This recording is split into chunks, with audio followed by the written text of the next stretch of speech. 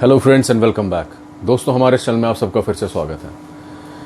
Friends, अपने पिछले video में हमने बात शुरू की थी शिफ्ट रजिस्टर्स की। मैंने आपको ये बताया था कि सबसे पहले जो इलेक्ट्रॉनिक सर्किट्स में मेमोरी को स्टोर करने के या किसी भी इलेक्ट्रॉनिक सर्किट का जो आउटपुट है वो हाई है या लो है, इस स्टेट को स्टोर करने का जो सबसे बेसिक यूनिट है वो होता है लैच। लैच के बाद हमने नेक्स्ट बात की थी दोस्तों फ्लिप फ्लॉप की, और यहां पर कॉन्सेप्ट आया था क्लॉक पल्सेस का और साथ ही साथ ट्रिगरिंग का, कि क्लॉक पल्स की लेवल ट्रिगरिंग की बात अलग थी और एज ट्रिगरिंग की बात हमने की थी कि पॉजिटिव एज ट्रिगरिंग और नेगेटिव एज ट्रिगरिंग पर किस तरीके से सर्किट ऑपरेट होता है। अब दोस्तों, लैच अगर बिल्डिंग ब्लॉक है फ्लिप फ्लॉप का, और फ्लिप फ्लॉप जो होता है वो एक टाइम पर एक बिट ऑफ इंफॉर्मेशन स्टोर करता है। ये बात इस बारे में हम बात कर चुके हैं दोस्तों कि इंफॉर्मेशन बाइनरी इलेक्ट्रॉनिक्स में या डिजिटल इलेक्ट्रॉनिक्स में, जैसा कि आप जानते हैं, इंफॉर्मेशन जीरोस और वंस की फॉर्म में होती है। एक टाइम पे एक बिट स्टोर करने का मतलब है एक टाइम पे एक स्टेट स्टोर करना। स्टेट से मेरा मतलब कंडीशन, यानी लो या हाई, और बिट्स में इसी को जब रिप्रेजेंट करते हैं तो लो को 0 और हाई को 1 की शक्ल में हम रिप्रेजेंट करते हैं। यानी अल्टीमेटली स्टोरेज जो होता है वो होता है इन्हीं जीरोस का और इन्हीं वंस का, इन्हीं स्टेट्स का। फॉर एग्जाम्पल, अगर जैसे हम प्रीवियस सर्किट्स की बात करते थे या प्रीवियस वीडियोस में जैसे मैंने आपसे कहा था कि प्रीवियस स्टेट को स्टोर करना, यानी अगर करंट सर्किट की जो पहले की स्टेट थी वो लो है तो सर्किट लो ही रहेगा। ये जो कैपेबिलिटी है स्टोर करने की डेटा को, इसी वजह से फ्लिप फ्लॉप्स का इस्तेमाल किया जाता है as building blocks of memory storage, यानी बाइनरी इंफॉर्मेशन को स्टोर करने की बिल्डिंग ब्लॉक्स। फ्लिप फ्लॉप्स के अपने बिल्डिंग ब्लॉक्स यानी उनसे छोटी यूनिट है लैच, और फ्लिप फ्लॉप खुद में एक बिट ऑफ इंफॉर्मेशन स्टोर कर सकते हैं। लेकिन दोस्तों, जब कॉम्प्लेक्सिटी की बात आती है, एक बिट स्टोर करने से तो हमारा कोई पर्पस सॉल्व होता नहीं। एक बिट को स्टोर करने का मतलब हमारे लिए थ्योरेटिकल अंडरस्टैंडिंग के लिए हो सकता है कि थ्योरी वाइज, क्योंकि समझना जरूरी है कि कैसे एक बिट स्टोर की जाती है, इसी वजह से हमने बात की फ्लिप फ्लॉप्स की। लेकिन जहां पर दोस्तों हमें मिलियंस या बिलियंस या इतने सारा डेटा हमें स्टोर करना हो, इतनी सारी बिट्स, बाइट्स, मेगाबाइट्स, इतना सब कुछ हमें स्टोर करना हो, आज तो गीगाबाइट्स का भी जमाना है जहां पे गीगाबाइट्स भी स्टोर की जाती हैं, 10⁹ बाइट्स। जब ये ऐसे इतने बड़े एक्सटेंसिव स्केल पे स्टोरेज की बात आती है तो सिर्फ फ्लिप फ्लॉप्स से ऑपरेशनल प्रोसीजर नहीं निकाला जाता, यानी खाली फ्लिप फ्लॉप्स की बात तक अपने आप को अगर हम सीमित रखें तो वहां बात नहीं बन सकती। क्योंकि फ्लिप फ्लॉप्स को जब आपस में जोड़ा जाता है, जिस तरीके से हमने देखा कि लैचेस को आपस में जोड़ा जाता है, तो हम फ्लिप फ्लॉप्स अलग अलग तरह के कंस्ट्रक्ट करते हैं। उसी तरीके से जब अलग अलग तरह के फ्लिप फ्लॉप्स को आपस में जोड़ा जाता है खास तरीके से, तो दोस्तों जो इलेक्ट्रॉनिक सर्किट बनकर आता है उसे कहा जाता है एक शिफ्ट रजिस्टर, जिसके बारे में आज हम बात करने वाले हैं इन डिटेल।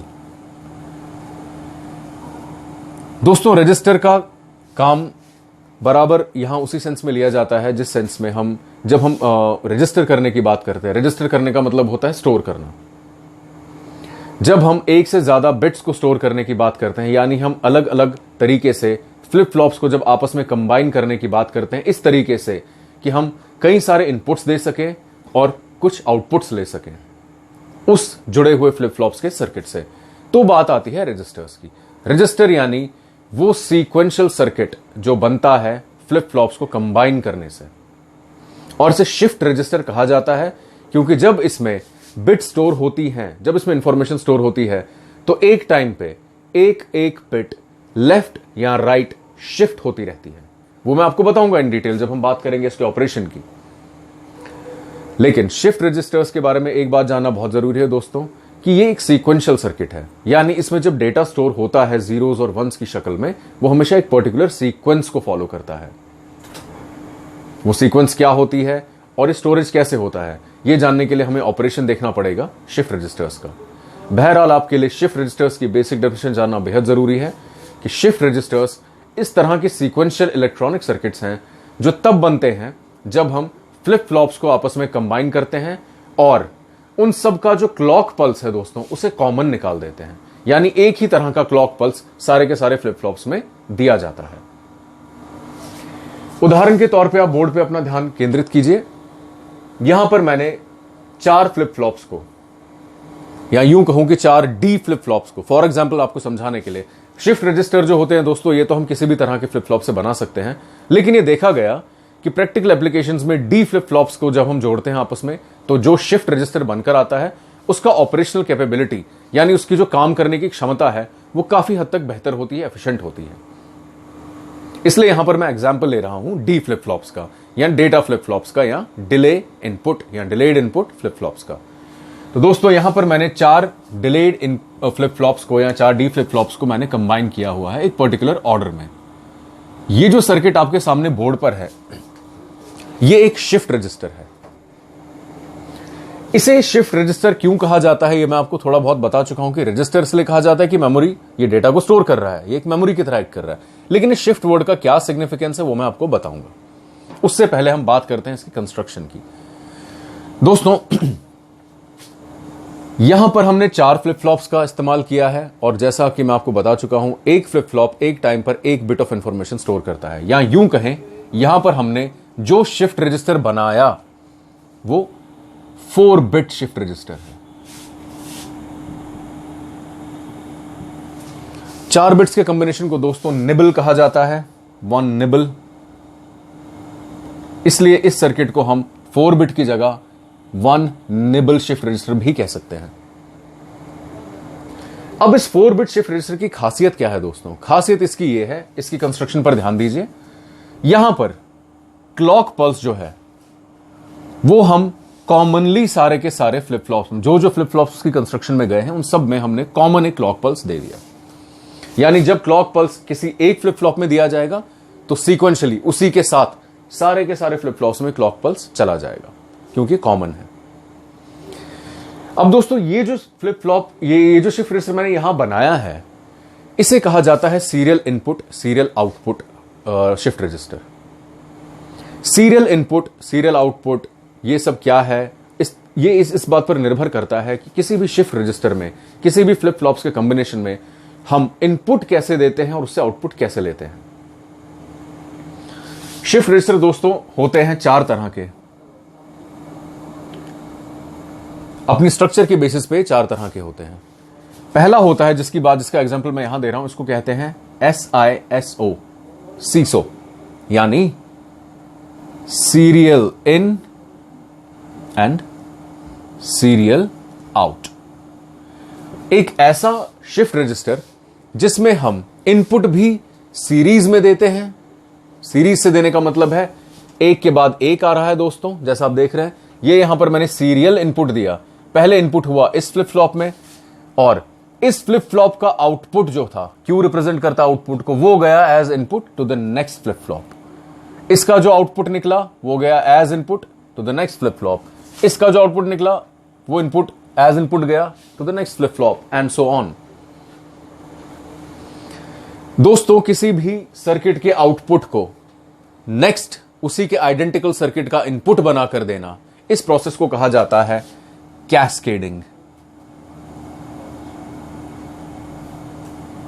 और इस कैस्केडिंग से और इस क्लॉक से हमारे पास एक आइडियल डेफिनेशन आती है शिफ्ट रजिस्टर की, कि शिफ्ट रजिस्टर एक इस तरह का सीक्वेंशियल सर्किट होता है जो तब बनता है जब हम फ्लिप फ्लॉप्स को कंबाइन करते हैं ऐसे इस तरीके से कि उनकी कैस्केडिंग हो, यानी एक फ्लिप फ्लॉप का आउटपुट दूसरे नेक्स्ट फ्लिप फ्लॉप का इनपुट बने और नेक्स्ट फ्लिप फ्लॉप जो दूसरा फ्लिप फ्लॉप है उसका आउटपुट तीसरे फ्लिप फ्लॉप का इनपुट बने, तीसरे का आउटपुट चौथे फ्लिप फ्लॉप का इनपुट बने एंड सो ऑन। ये तो पहली कंडीशन। दूसरी कंडीशन ये कि इन सब में क्लॉक जो है वो कॉमन होता है। इनेबल पिन या क्लॉक पिन जो है सब में कॉमन होती है, क्लॉक वो इनपुट ही कॉमन होता है। ये 2 कंडीशंस मीट होने पर दोस्तों जो कॉम्बिनेशन बनता है हमारे पास फ्लिप फ्लॉप्स का, ये सीक्वेंशियल कॉम्बिनेशन, इसे कहा जाता है शिफ्ट रजिस्टर।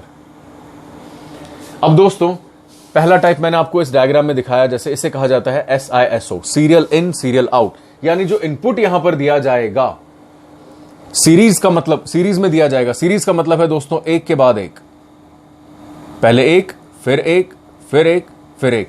पहले ये फ्लिप फ्लॉप एक्टिवेट होगा, इसको इनपुट दिया जाएगा, देन इसको दिया जाएगा, देन इसको एंड फाइनली इस बिट बाय बिट ऑपरेशन से जो आउटपुट हमें मिलेगा वो भी सीरीज में होगा। उसे हम serial 1 bit at a time, या ऐसे कहें कि बिट पर टाइम हम सीरीज में इनपुट उसको दे रहे हैं। यानी पहले हमने एक इनपुट को दिया, एक फ्लिप फ्लॉप को दिया एज इनपुट, उसका आउटपुट दूसरे को दिया, दूसरे का आउटपुट एज इनपुट तीसरे को दिया, तीसरे का आउटपुट एज इनपुट चौथे को दिया, जो फाइनल इस 4 बिट शिफ्ट रजिस्टर से जो हमें आउटपुट मिला वो भी हमें सीरीज में मिला। इसे कहा जाता है सीरियल इनपुट, यानी एक ऐसा इस तरीके का शिफ्ट रजिस्टर जिसमें इनपुट भी सीरीज में हो और आउटपुट जो हमें मिले वो भी सीरियल हो, उसे कहा जाता है सीरियल इन सीरियल आउट या SISO। इसके डिटेल्ड ऑपरेशन की बात और शिफ्ट प्रोसीजर की बात मैं आपको अभी समझाऊंगा। उससे पहले आप गौर कीजिए बाकी 3 तरह के कंस्ट्रक्शन के बेस पर बाकी 3 तरह के शिफ्ट रजिस्टर्स की। सीरियल इन सीरियल आउट, जहां डेटा फीड किया जाता है, इनपुट दिया जाता है सीरीज में, लिया भी जाता है सीरीज में। दूसरा आता है दोस्तों सीरीज इन या serial in and parallel out. Serial in and parallel out, यानी यहां पर डेटा तो दिया जाता है सीरीज में इस तरह के शिफ्ट रजिस्टर में, जिसकी इन सब की बात हम डिटेल में करेंगे दोस्तों। इस तरह के शिफ्ट रजिस्टर में डेटा जब हम फीड करते हैं, इनपुट देते हैं, वो हम देते हैं सीरियल फॉर्म में, सीरीज में, लेकिन जो आउटपुट हम लेते हैं उससे वो हम बिट बाय बिट नहीं लेते बल्कि एक साथ लेते हैं पैरेलल में। पैरेलल में, पैरेलल से मेरा मतलब एक साथ अलग अलग जॉइंट्स, जहां जहां आउटपुट निकल रहा है वहां वहां हमने अलग जॉइंट्स बनाकर एक साथ सारे के सारे आउटपुट्स विड्रॉ कर लिए। फिर आता है दोस्तों पैरेलल इन सीरियल आउट, यानी इसमें इनपुट्स, ये इस तरह का शिफ्ट रजिस्टर है दोस्तों जिसमें कि इनपुट्स जो दिए जाते हैं वो दिए जाते हैं पैरेलल में, कई सारे इनपुट्स, लेकिन जो आउटपुट लिया जाता है वो लिया जाता है सीरीज में। और फिर चौथे तरह का आता है parallel in and parallel out. Parallel in parallel out. Parallel in parallel out का मतलब है दोस्तों डेटा इनपुट भी पैरेलली किया जाता है और आउटपुट भी साइमल्टेनियसली या पैरेलली लिया जाता है। ये तो फिलहाल आपको सिर्फ नाम बताने के लिए, ताकि आपको याद रह सके इन चारों के नाम।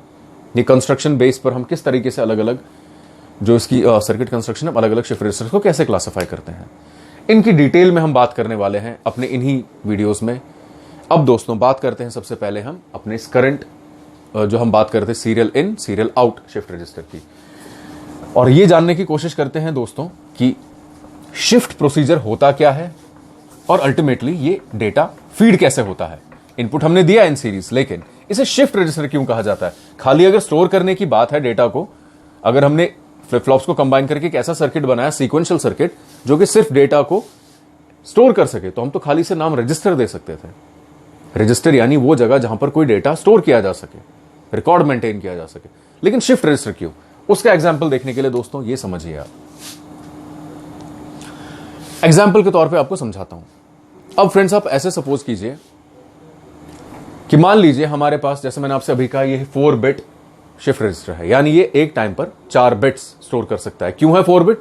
क्योंकि इसमें, इसकी कंस्ट्रक्शन में 4 फ्लिप फ्लॉप्स बने हैं और एक फ्लिप फ्लॉप एक टाइम पर 1 बिट स्टोर कर सकता है। मैं उदाहरण के तौर पे एक बाइनरी नंबर लेता हूं, लेट्स से 1101। ये एग्जाम्पल है दोस्तों। सपोज कीजिए अब हमें इस पर्टिकुलर 4 बिट जो बाइनरी ये डिजिटल नंबर है, इसको हमें स्टोर करना है इस शिफ्ट रजिस्टर में। यहां से आप समझ पाएंगे इसके स्टोरेज से इसे शिफ्ट रजिस्टर क्यों कहा जाता है। ध्यान से देखिएगा दोस्तों। फ्रेंड, जैसा कि हम जानते हैं कि किसी भी फ्लिप फ्लॉप का इनपुट तभी काम करता है जब क्लॉक पल्स इनेबल्ड हो, यानी जब क्लॉक पल्स हाई है या क्लॉक पल्स एक्टिवेटेड है, तभी जाकर उसके इनपुट्स का कुछ ना कुछ मतलब बनता है। अब यहां पर इस बात का क्या मतलब निकलता है कि अब दोस्तों क्लॉक पल्स आ रही है, low high, then low, then high low, high low, high and so on.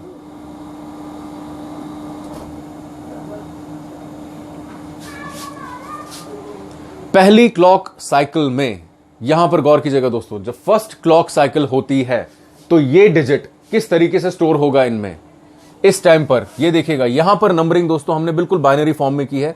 आपको याद होगा जब मैं आपको ट्रूथ टेबल की वो एक्सप्लेनेशन दे रहा था, मैंने आपको बताया था सबसे पहले 2 raised to power 0, we start from right end then we move towards left. 2 raised to power 0, then 2 raised to power 1, then 2 raised to power 2, 2 raised to power 3 and so on. दोस्तों यहां पर भी वही चीज अप्लाई होती है। सबसे पहला जो फ्लिप फ्लॉप यहां पर है, डी फ्लिप फ्लॉप का एग्जांपल देते हुए, उसका यहां पर आप कनोटेशन देखिएगा, उसका इनपुट मैंने डी नॉट और आउटपुट क्यू नॉट रिप्रेजेंट किया हुआ है। यहां से अब हम मूव करेंगे टुवर्ड्स लेफ्ट, राइट से लेफ्ट। डी नॉट, उसके बाद D1, उसके बाद D2, देन D3, यानी D flip flop number 1, D flip flop number 2, D flip flop number 3, D flip flop number 4। अब हम यहां चारों पर अपने आप को सीमित रख रहे हैं क्योंकि हम बात कर रहे हैं उदाहरण के तौर पे 4 बिट सीरियल रजिस्टर की। अब दोस्तों स्टोरेज कैसे होता है, जो ये आउटपुट आएगा, इसका आउटपुट इसके 4 हैं, ये देखिएगा ध्यान से, 4 आउटपुट हैं इस शिफ्ट रजिस्टर के। हम इंडिविजुअली एक एक फ्लिप फ्लॉप की बात करेंगे ताकि आप समझ पाएं कि इसकी कंस्ट्रक्शन ओवरऑल काम कैसे करती है। दोस्तों Q0, Q1, Q2 और Q3, जो नंबर हमें स्टोर करना है बाइनरी नंबर वो है 1101। यहां पर दोस्तों गौर ये कीजिएगा, सबसे पहले इसे बराबर आप फीडिंग का स्ट्रक्चर समझिए। सबसे पहले जो बिट यहां स्टोर होगी दोस्तों, इसे कहा जाता है LSB, least significant bit. Information का वो हिस्सा जो स्टोरेज के मामले में सबसे पहले आएगा। सबसे पहले ये बिट, ये 4 बिट्स हैं, ये इंफॉर्मेशन के 4 रिप्रेजेंट 1101 का मतलब है दोस्तों 1 बिट, 2 बिट, 3 बिट, चौथी बिट। चौथी बिट जो सबसे पहले फीड होगी, राइट टू लेफ्ट फीडिंग होगी, यानी सबसे पहले 1 फीड होगा, यानी पहली क्लॉक साइकिल में, फर्स्ट क्लॉक साइकिल में Q3 1 को स्टोर करेगा। ये आउटपुट जो है, जो फाइनल आउटपुट यहां निकला दोस्तों Q3, ये वाला, जहां हमने, ये ऐसा क्यों हो रहा है, क्योंकि हम इनपुट यहां से दे रहे हैं। आप समझने की कोशिश कीजिए, हमने यहां इनपुट दिया तो बिट बाय बिट एक एक फ्लिप फ्लॉप, एक से ज्यादा तो ये स्टोर नहीं कर सकता। ऐसा नहीं हो सकता कि 1101 पहले यहां स्टोर होगा, फिर यहां, फिर यहां, फिर यहां, नहीं, क्योंकि 4 बिट्स हैं और एक फ्लिप फ्लॉप एक टाइम पर एक ही बिट स्टोर कर सकता है। यानी इस 110 का ये जो लीस्ट सिग्निफिकेंट बिट है, जो सबसे पहले स्टोर होगी, द लीस्ट सिग्निफिकेंट, सबसे कम सिग्निफिकेंस रखने वाली बिट, वो स्टोर होगी सबसे पहले Q3 में, यानी 1। जब ये स्टोर होगी तो बाकी क्या होंगे, बाकी होंगे 0 नेचुरली। अब दोस्तों जब दोबारा नेक्स्ट बिट पर हम चलेंगे, अगली बिट है 0, तो ये 1 Q3 पर जो था, अब ये Q2 पर शिफ्ट करेगा खुद को, यानी 1 0, ये 0 Q3 में आ गया, 1 जो था ये आगे चल गया और बाकी 2 0 ही रहे। ये होगा सेकेंड क्लॉक साइकिल में। थर्ड क्लॉक साइकिल, यहां पर आपको ज्यादा क्लैरिटी मिलेगी दोस्तों। थर्ड क्लॉक साइकिल में अब तक 1 स्टोर हुआ, बाकी 0, फिर 0 स्टोर हुआ, 1 जो यहां स्टोर था वो आगे चला। मूवमेंट हो रही है from left to right, storage हो रहा है दोस्तों फ्रॉम लेफ्ट टू राइट। एक एक bit, step by step, bit by bit इस सर्किट में स्टोर हो रही है। थर्ड में ये 1 भी स्टोर होगा, यानी Q3 जो था यहां पर ये वाला 1 स्टोर हो गया और 0 आगे चला, यानी नेक्स्ट इसमें पहुंचा ये 1, फिर आगे चला, ये 1 यहां मूव किया, 0 Q2 पर मूव किया, 1 ने मूव किया Q1, 0 ने मूव किया Q2, Q3 पर नेक्स्ट 1 स्टोर हुआ, यानी 1 0 1, और लास्ट वाला जो Q0 था वो 0 ही रहा। और फाइनल ऑपरेशन यानी फोर्थ क्लॉक साइकिल में क्या होगा दोस्तों, अब ये फाइनल बिट जो बच गई है ये भी स्टोर होगी, यानी ये 1, ये वाला 1 1 0 1 हमें स्टोर करना था, इसका जो ये वाला 1 है ये स्टोर होगा Q3 में। क्यों Q3 में? क्योंकि इनपुट हम Q3 में दे रहे हैं, हम 4 फ्लिप फ्लॉप्स वाले रजिस्टर की बात कर रहे हैं। ये 1 स्टोर हुआ इसमें, कॉन्सिक्वेंटली ये 1 जो है था ये Q2 पर मूव करेगा, ये 0 Q1 पे मूव करेगा, और ये जो 1 था यहां सबसे पहले वो Q0 पर मूव करेगा। फाइनल स्टोरेज आ गया 1101। इसी वजह से, क्योंकि इसमें स्टोरेज के टाइम पर हर एक बिट अपनी अपनी पोजीशन से शिफ्ट करती है, इसे कहा जाता है शिफ्ट रजिस्टर, यानी एक ऐसा स्टोरेज डिवाइस जहां पर हर बिट शिफ्ट करे अपनी पोजीशन से। किस तरीके से? जिस तरीके से मैंने आपको अभी कहा दोस्तों 1101 का उदाहरण देते हुए कि जो सबसे लास्ट बिट होती है, जो सबसे पहले स्टोर होती है, उसे कहा जाता है लीस्ट सिग्निफिकेंट बिट। उसी तरीके से इस बिट में जो सबसे लास्ट में स्टोर होगा उसे कहा जाता है MSB, मोस्ट सिग्निफिकेंट बिट।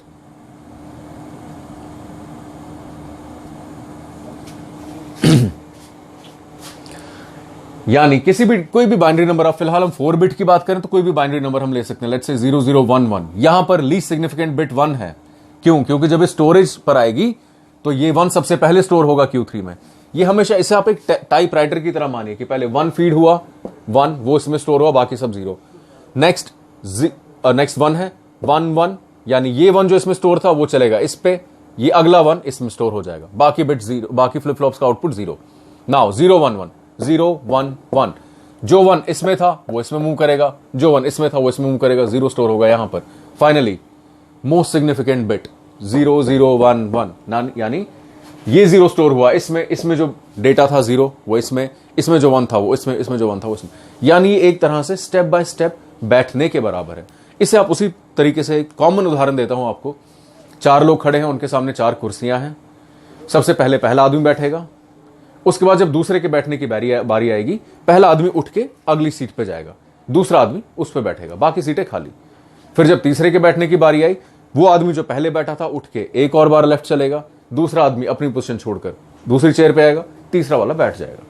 और जब चौथा आदमी बैठेगा तो हर एक इंसान उठकर अपनी अपनी पोजीशन फिर लेफ्ट की तरफ मूव करेगा। इसी वजह से, इसे शिफ्टिंग की वजह से इसे कहा जाता है शिफ्ट रजिस्टर। और जिस टाइप ऑफ शिफ्ट रजिस्टर में दोस्तों डेटा इस तरह से फीड हो कि वो सीक्वेंशियल हो, एक बार में एक समय में एक बिट के आधार पे, यानी पहले इनपुट गया, पहले इसमें इनपुट हुआ, फिर इसमें इनपुट हुआ, फिर इसमें इनपुट हुआ, फिर इसमें इनपुट हुआ, और आउटपुट भी हम सीरियली लेते हैं। इसका आउटपुट इसमें, इसका आउटपुट इसमें, इसका आउटपुट इसमें, और फाइनल आउटपुट हमने ले लिया इसका। इन सीरीज में काम करने वाले, यानी जब सीरीज में इनपुट दिया जाए और सीरीज में आउटपुट भी लिया जाए, इस तरह के शिफ्ट रजिस्टर को कहते हैं दोस्तों सीरियल इन सीरियल आउट। अब अगले वीडियो में हम बाकी टाइप ऑफ शिफ्ट रजिस्टर की बात करेंगे। आपको बताऊंगा मैं किस तरीके से serial in parallel out function करता है, parallel in serial out function करता है, और parallel in parallel out shift register क्या होता है। अपने इस एक्सप्लेनेशन के बाद मुझे पूरी उम्मीद है कि शिफ्ट रजिस्टर्स का सारा थ्योरेटिकल कॉन्सेप्ट आपकी समझ में आ जाएगा, और आपको इसके साथ साथ हम जो हमारे प्रैक्टिकल वीडियोस है उसमें इसकी प्रैक्टिकल वर्किंग भी दिखाई जाएगी। तो उम्मीद है दोस्तों आपको हमारा आज का ये वीडियो पसंद आया होगा, इन्फॉर्मेटिव लगा होगा। आपके मन में इस टॉपिक को लेकर या प्रीवियस किसी भी टॉपिक को लेकर कोई भी डाउट हो तो नीचे कमेंट्स में जरूर लिखिए, उसका उत्तर देने में हमें बहुत खुशी होगी। कृपया हमारे चैनल को लाइक और सब्सक्राइब जरूर कीजिए। Thank you.